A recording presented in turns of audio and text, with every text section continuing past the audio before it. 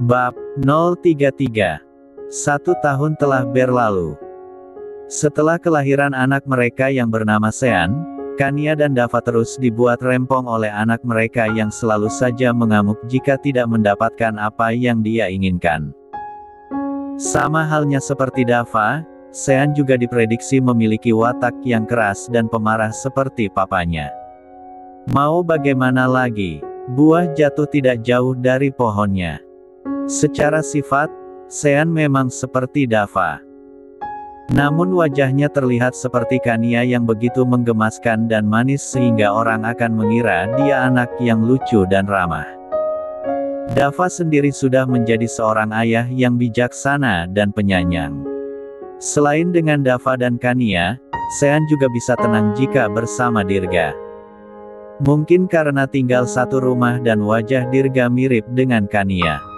Mereka tidak menyewa jasa babysitter karena tidak ada yang tahan menjaga Sean walau sehari pun. Dirga kini menjadi CEO di salah satu perusahaan yang diberikan Erlangga dengan Celin sebagai asisten sekaligus sekretarisnya dan seorang gadis bernama Tiara sebagai wakil sekretaris yang membantu pekerjaan Celin agar Celin tidak terlalu repot. Sebenarnya Tiara sendiri adalah orang yang istimewa bagi Dirga karena dia pernah menyelamatkan nyawa Dirga saat Dirga sedang melakukan perjalanan bisnis ke luar kota. Sejak saat itu, Dirga mempekerjakan Tiara di kantornya demi membalas jasa Tiara yang pernah menyelamatkan nyawanya. Tiara sendiri memiliki paras yang cantik, berpakaian sopan dan sifatnya yang rendah hati membuat Dirga nyaman bersamanya. Namun tetap saja, Tiara tidak ada apa-apanya dibanding Celin yang cerdas dan berprestasi. Bahkan Celin sekarang lebih unggul dibanding Dirga. Itu membuat Dirga tidak nyaman berada di dekat Celin. Tapi dia tidak dapat memungkiri jika dia sangat membutuhkan kecerdasan Celin demi memajukan perusahaan yang terbilang masih baru. Ruli dan Ina sedang diuji dengan sebuah masalah. Ruli menginginkan anak sedangkan Ina belum siap punya anak karena dia tidak ingin repot di umurnya yang masih muda. Setiap hari ada saja pertengkaran kecil antara mereka berdua namun dalam pekerjaan mereka tetap profesional. Dava sering menasehati Ruli agar tetap bersabar karena 5 tahun pertama pernikahan memang sulit. Dia juga sudah mengalaminya. Udin kedatangan seorang wakil kepala pelayan baru yang usianya tidak jauh beda darinya yang bernama Nasya. Dia terus berusaha mendekati Nasya yang begitu jutek dan cerewet. Nasya yang sangat risih selalu saja mengabaikan Udin saat diajak bicara, namun Udin tetap berusaha mendekatinya meski selalu diacuhkan. Pagi yang indah di rumah Dava. Dava, Kania dan Dirga sedang sarapan. "Mana Sean?" tanya Dirga. "Masih tidur Kak," kata Kania. "Kamu bergadang lagi tadi malam?" tanya Dirga setelah memperhatikan Kania yang terlihat lelah. Kania mengangguk lemas. "Bukan hanya dia, aku juga," imbuh Dava. "Sepertinya anak kalian menuruni sifat papanya ya saat kecil," kata Dirga. "Apa papanya Sean dulu juga begini Kak?" tanya Kania. "Mami sampai tidak perlu diet karena kurus dengan sendirinya karena menjaga suamimu ini," kata Dirga. "Apa kau di sini hanya untuk membuka aib saudaramu sendiri?" Dava menatap sebal. "Kenapa? Bukankah memang itu kenyataannya? Kania banyak-banyaklah minum vitamin agar kau tidak sakit dan membiarkan Dava menjaga Sean sendirian. Karena aku rasa Sean tidak suka berlama-lama dengan kembarannya," sindir Dirga. "Kau semakin menyebalkan. Katakan bagaimana dengan sekretaris barumu? Apa kau menyukainya?" tanya Dava mengalihkan pembicaraan. "Sekretaris baru?" Kania melirik Dirga. Dia cantik dan pakaiannya sopan. Bukankah itu tipemu?" tanya Dava.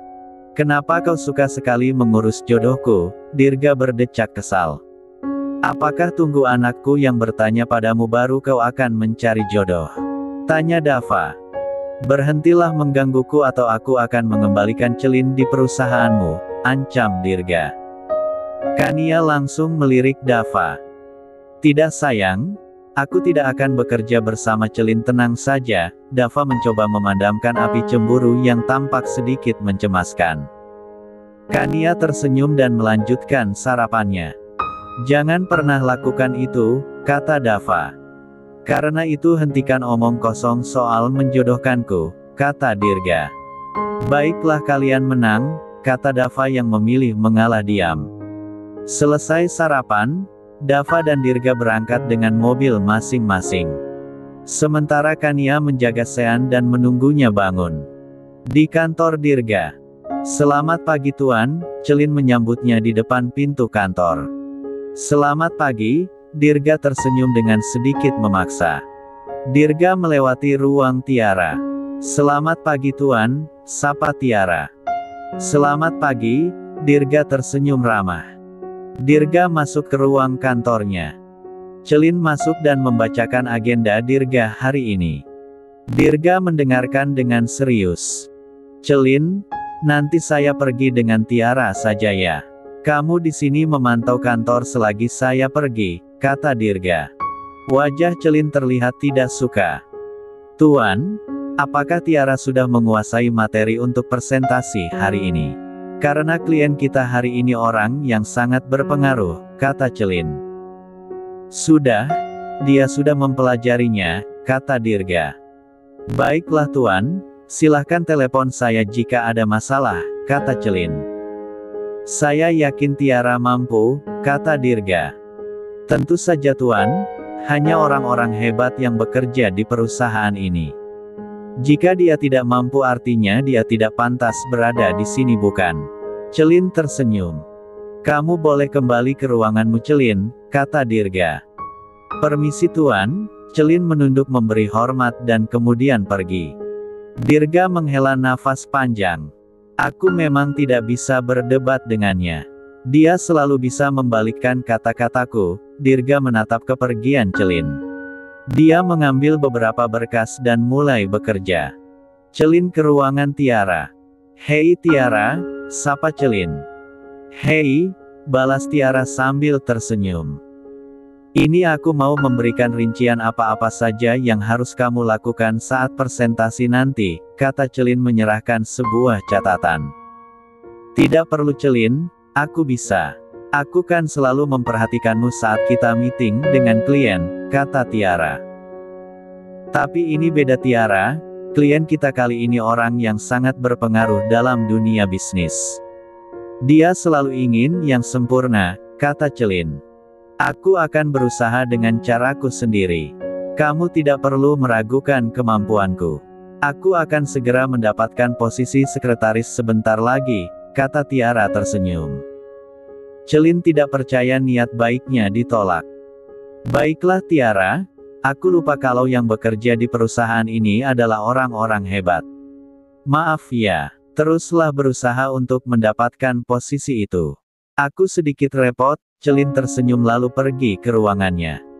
Tiara hanya memandang kepergiannya dengan raut wajah tidak suka.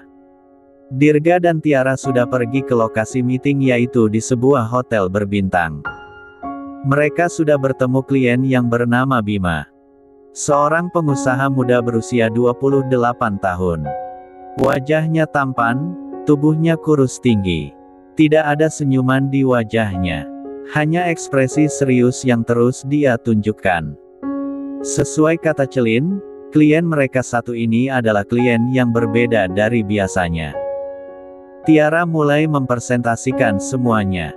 Tampak Bima terus memperhatikan cara dia menyampaikannya. Setelah selesai, tampak raut wajah Bima yang seperti tidak puas. Apa hanya ini yang bisa kalian tunjukkan pada saya? Maaf saya tidak puas. Kita batalkan saja kerjasama ini, kata Bima. Tidak Pak jangan begitu, kami bisa memperbaikinya, kata Dirga. Memperbaiki? Harusnya Anda tidak membuat kesalahan sejak awal. Bukan malah memperbaiki, kata Bima. Dirga tampak ragu begitu juga dengan Tiara. Tampak suasana menjadi canggung. Tiba-tiba pintu dibuka oleh seseorang. Dirga dan Tiara tampak terkejut. Maaf Pak, masih ada lagi yang belum kami tunjukkan, Celin memberi hormat. Siapa kamu? Ah, Celin benarkan, tanya Bima. Dirga dan Tiara tampak kaget. Benar Pak, maaf saya memang tampil belakangan, kata Celin. Tidak apa-apa, saya sudah mendengar semua prestasimu saat masih bekerja di perusahaan utama. Silahkan lakukan, kata Bima yang tiba-tiba menjadi sangat ramah. Entah karena kecantikan Celin atau prestasinya yang terkenal di mana-mana. Terima kasih Pak, Celin pun mulai dengan presentasinya. Tampak Bima memperhatikan dengan serius dan sesekali dia tampak tersenyum puas. Setelah selesai, wah bagus sekali, saya sangat suka dengan cara kamu menyampaikan intisarinya, kata Bima berdecak kagum. Dirga dan Tiara tampak terkejut dengan tanggapan berbeda yang diberikan kepada Celin. Terima kasih Pak, kata Celin. Pak Dirga, jika Anda mempunyai bawahan sehebat ini kenapa tidak Anda tampilkan saja sejak awal, kata Bima. Wajah Tiara terlihat sangat kesal.